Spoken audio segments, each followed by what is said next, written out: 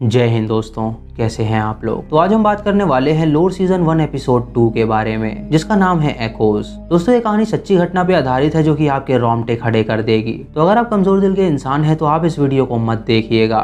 सन 1903 Virginia में लोग अपने आसपास मेंटल एजाइलम को देखना नहीं चाहते थे। जिस किसी के भी नेबरहुड में मेंटल एजाइलम हुआ करते थे वो वहां से चले जाते थे, लेकिन सभी ने मिलकर फैसला किया कि वो लोग वहां से क्यों जाएं। उन लोगों ने उस मेंटल एजाइलम को ही वहां से हटाने का सोचा। एजाइलम के लोग उनकी बात मान गए और उन्होंने फैसला किया कि वो वॉशिंगटन से बाहर चले जाएंगे और वो अपने पेशेंट्स को लेकर वॉशिंगटन डीसी जाने के लिए निकल गए। जब वो पेशेंट्स को ले जा रहे थे तो रास्ते में 2 पेशेंट्स वहां से भाग गए और जंगलों में उन्होंने खुद को छुपा लिया, जिससे कि वो मिल नहीं पाए। कुछ दिनों बाद उन लोगों को एक पेशेंट की लाश मिली जिसके हाथ में एक एक्स था और उसकी टांग में एक नोट लटका हुआ था जिसमें लिखा था कि you will never catch the बनी मैन, यानी तुम बनी मैन को कभी पकड़ नहीं सकते। दोस्तों ये बनी मैन दूसरा पेशेंट था जिसने अपने साथी पेशेंट को ही मार डाला था और उसने नोट इसीलिए छोड़ा था ताकि उन लोगों को पता चल सके कि वो उसे पकड़ नहीं सकते। जब वो वहां से भागा तो उसने सोचा कि वो एक ट्रेन पकड़े, लेकिन जब वो ट्रैक पार कर रहा था तो वो ट्रेन के नीचे आ गया जिससे उसकी मौत हो गई। कुछ लोगों का मानना है कि ये स्टोरी सच नहीं है और कुछ लोग इसे अब भी सच मानते हैं। यूरोप में एक हॉस्पिटल था जिसका नाम बेथलम था और वो सन 1400 में बनाया गया था।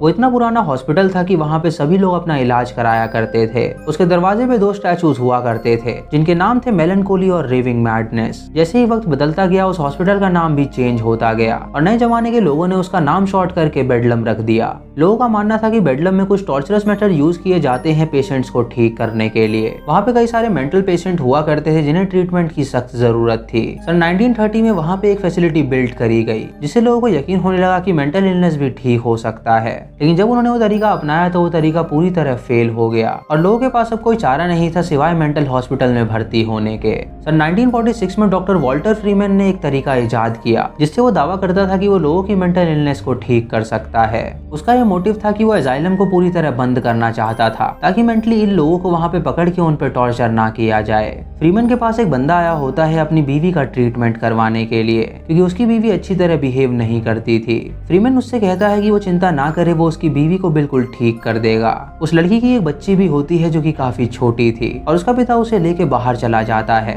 फ्रीमैन अपनी पेशेंट सैली को स्ट्रेचर पे लेटने के लिए कहता है और सैली ना चाहते हुए भी वहाँ पे लेट जाती है। उसके बाद वो उसके मुंह में गैग डालता है ताकि वो चिल्ला ना सके और वो सैली से कहता है कि वो चिंता ना करे, इस ट्रीटमेंट से वो बिल्कुल ठीक हो जाएगी। सैली चुपचाप उसकी बात मानती रहती है और जो वो कहता है वो करती है। उसके बाद वो उसके माथे पर एक ग्लू लगाता है और फिर अपनी मशीन ऑन करके उसके दिमाग में एक इलेक्ट्रोशॉक देता है जिससे उसका माइंड पूरा ब्लैंक हो जाता है और वो बेहोश हो जाती है। फिर फ्रीमैन एक बड़ी सी नीडल लेता है और एक हथौड़ा लेता है और वो उस नीडल को उसकी आंखों के पलकों के नीचे से घुसाने लगता है। वो उस हथौड़े से 3 बार उस नीडल पे मारता है जिससे कि वो नीडल उसके दिमाग में घुस सके और उसकी दूसरी आंख के साथ भी वो यही करता है। फ्रीमैन का यह मानना था कि ऐसा करने से वो लोगों को ठीक कर सकता है। इस लेबोटोमी का नाम उसने ट्रांसवर्बोइटल ल्यूकोटोमी रखा था और आंखों के थ्रू वो नर्व पाथवे से ब्रेन के अंदर जाता था जिससे कि वो हल्का सा ब्रेन को डैमेज करता था ताकि उस इंसान का दिमाग ठीक हो सके। उसके इस लेबोटोमी से बहुत सारे लोग ठीक भी हुए थे और सभी लोग उसे एक मॉडर्न मेडिसिन मानने लगे थे। सबसे अच्छी बात ये थी कि इसे कोई भी अपने क्लिनिक में ही परफॉर्म कर सकता था और इसमें कुछ भी लागत नहीं लगती थी और ये सस्ता था। लेकिन कुछ दिनों तक ये इंसान को एक ज़ॉम्बी की तरह बना दिया करता था जिससे इंसान को दिक्कत होती थी अपने ब्रेन से कुछ फंक्शन करने में। फ्रीमैन के साथ डॉक्टर जेम्स वॉर्ड भी काम करने लगे थे और उन दोनों ने साथ मिलकर कई सारी लेबोटोमीज करी थी। कुछ दिनों बाद न्यूज में बेडलम की खबर आई। बेडलम में भी इसका इस्तेमाल होने लगा था और उस हॉस्पिटल में अब कम पेशेंट्स आया करते थे। लेकिन दोस्तों डॉक्टर फ्रीमैन अपने इन्वेंशन को लेके कुछ पागल था।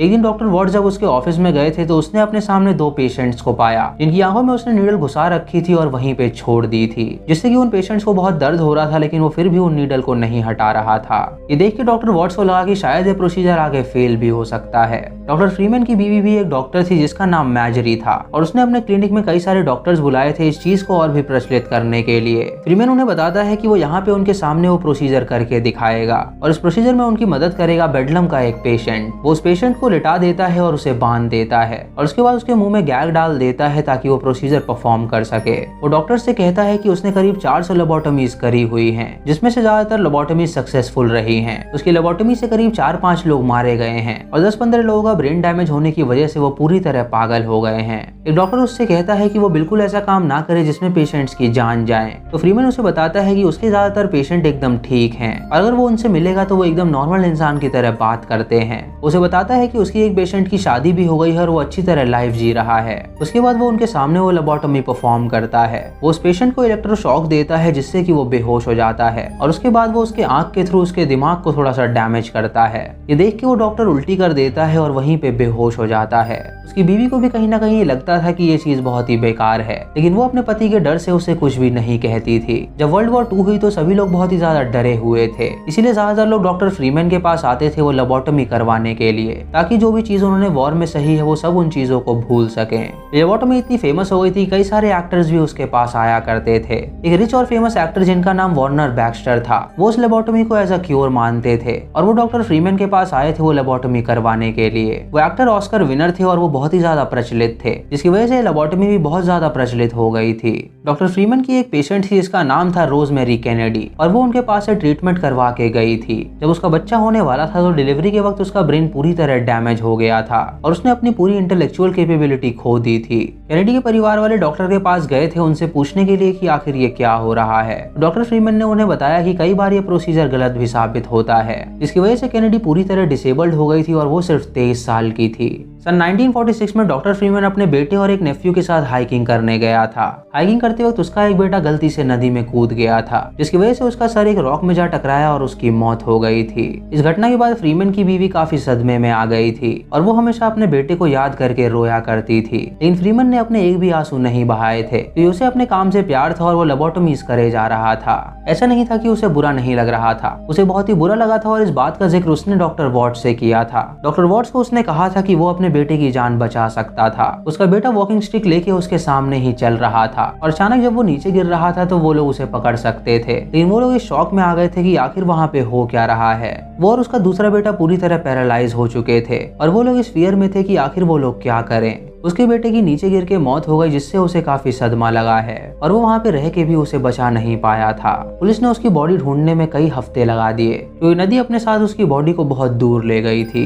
एक दिन रात को मैर्जरी डॉक्टर के पास आई और उसने उससे कहा कि वो उसे डिवोर्स देना चाहती है। डॉक्टर ने उससे कहा कि वो जो चाहती है वो कर सकती है और फिर उसने वाइन निकाली और वहीं पे वो वाइन पीने लगी। डॉक्टर ने उसे समझाया कि वो ऐसे काम ना करे क्योंकि वो लोग उसे मेंटल अजाइलम भेज देंगे। तो उसकी बीवी ने उससे कहा कि उसका बेटा मरा है और वो इसी सदमे में है। उसने उससे कहा कि ना वो अच्छा पति है और ना ही वो अच्छा डॉक्टर है और एक ना एक दिन उसकी लेबोटोमी जरूर फेल होगी। डॉक्टर फ्रीमैन को क्या पता था कि उसकी बीवी की बात सच होगी। एक दिन हॉस्पिटल ने थोराजीन नाम का एक ड्रग का इजाद किया जिसे लेते ही मेंटल पेशेंट्स एकदम काम हो जाया करते थे। यहीं से मॉडर्न साइकाट्रिक साइंस का रेवोल्यूशन शुरू हुआ और ये मेडिसिन इतनी कम समय में फेमस हो गई कि सभी हॉस्पिटल्स उसे अपनाने लगे। डॉक्टर वॉट्स को इस बारे में जब पता लगा तो वो फ्रीमैन के पास आया और उसे इस बारे में बताया और उसने कहा कि अब उन्हें लेबोटोमी करनी बंद कर देनी चाहिए क्योंकि जो लेबोटोमी वो काम करती है वही सेम काम ये टैबलेट्स करती हैं और वो भी बिना ब्रेन को डैमेज किए। फ्रीमैन को अपने इन्वेंशन पे काफी ज्यादा विश्वास था, इसीलिए उसने वॉट्स से कहा कि वो अपने पेशेंट्स को ये टैबलेट रिकमेंड नहीं करेगा और वो अब भी पुराने तरीके से अपने पेशेंट्स को ठीक करेगा। ये सुन के वॉट्स समझ गया कि वो पूरी तरह पागल हो गया है, इसीलिए उसने उसका साथ छोड़ दिया और वो हमेशा के लिए वहाँ से चला गया। सन 1960 में फ्रीमैन के पास एक पेशेंट आया जो कि एक छोटा बच्चा था और उसकी माँ उसे लेकर आई थी। उसकी माँ का कहना था कि उसका बेटा उसकी बात नहीं सुनता और वो हमेशा गुस्से में रहता है। डॉक्टर फ्रीमैन ने कहा कि वो चिंता ना करे, वो उसके बेटे को ठीक कर देगा। उसने उस लेडी को वहां से भगा दिया और उसके बाद उस छोटे लड़के को स्ट्रेचर पे लिटा के उसके ऊपर अपनी लेबोटोमी परफॉर्म करी। इलेक्ट्रोशॉक की वजह से वो लड़का अंधा हो गया और वो देख नहीं पा रहा था। इसकी वजह से कुछ सालों बाद फ्रीमैन को उसके मेडिकल प्रैक्टिस से बाहर निकाल दिया गया। इससे फ्रीमैन को बहुत सदमा लगा और वो अपनी कार लेके बाहर निकल गया। वो अपने उन पेशेंट से मिलने गया जो बिल्कुल सही सलामत थे और उनसे वो जानना चाहता था कि आखिर उनकी लाइफ कैसी चल रही है। सन 1972 में उसकी मौत हो गई और जहाँ पे उसके शरीर को गाड़ा गया था उसके ग्रेव के ऊपर एक होल बन गया था जो कि शायद ये दर्शाता है कि उसका सपना अभी तक पूरा नहीं हुआ है और वो होल कभी फिल नहीं हो सकता। दोस्तों इसी के साथ ही एपिसोड यहीं पे खत्म हो जाता है। तो ये थी डॉक्टर फ्रीमैन की कहानी जो कि अपनी इन्वेंशन को बहुत ही बड़ा मानते थे, लेकिन वो अल्टीमेटली ब्रेन को डैमेज कर देते थे जिससे कि पेशेंट का दिमाग ढंग से काम नहीं कर पाता था। कुछ केसेस में वो काम करता था लेकिन पेशेंट पूरी तरह ठीक नहीं होता था, या तो उसे लिखने या तो पढ़ने में प्रॉब्लम आया ही करती थी। वर्ल्ड वॉर की वजह से लोग काफी डिप्रेस्ड हो गए थे और इस टेंशन को मिटाने के लिए उन्होंने वो लेबोटोमी अपनाई, लेकिन तभी मॉडर्न दवाइयां भी बननी शुरू हो गई थी जिससे कि एक टैबलेट का इजाद हुआ जो कि मेंटल पेशेंट्स को काम कर देती थी और इसी वजह से डॉक्टर की लेबोटोमी पूरी तरह फेल हो गई। डॉक्टर ने सबसे बड़ी गलती ये की कि उन्होंने वक्त के साथ अपने आप को चेंज नहीं किया। जब मार्केट में टैबलेट आ गई है तो उन्हें टैबलेट अपनानी चाहिए थी, बल्कि उन्हें अपने पुराने तरीके पे इतना विश्वास था कि वो उसे छोड़ना ही नहीं चाहते थे। एक दिन इस पुराने तरीके की वजह से उन्होंने एक बच्चे को जख्मी कर दिया, जिससे कि उनकी डॉक्टरी प्रैक्टिस उनसे छीन ली गई। फ्लेबोटॉमी बेशक सस्ती थी, लेकिन वो कहीं ना कहीं आपके बॉडी को हार्म किया करती थी, और दवाइयां बेशक थोड़ी महंगी थी, लेकिन वो आपके बॉडी पार्ट्स को एकदम सलामत रखती थी। इसीलिए कहते हैं दोस्तों, वक्त के साथ हमेशा चेंज होना चाहिए, क्योंकि अगर आपको ट्रेंड में बने रहना है तो चेंज बहुत ही जरूरी है। तो दोस्तों, ये थी आज की वीडियो। अगर आपको वीडियो पसंद आई हो तो आप हमें कमेंट सेक्शन में जरूर बताएं। चैनल पे नए हैं तो सब्सक्राइब करें और बेल आइकॉन दबाएं नोटिफिकेशंस के लिए, और मूवी लिंक्स के लिए आप हमें टेलीग्राम पे फॉलो कर सकते हैं। तो दोस्तों, मैं मिलता हूँ आपको अगले एपिसोड के साथ।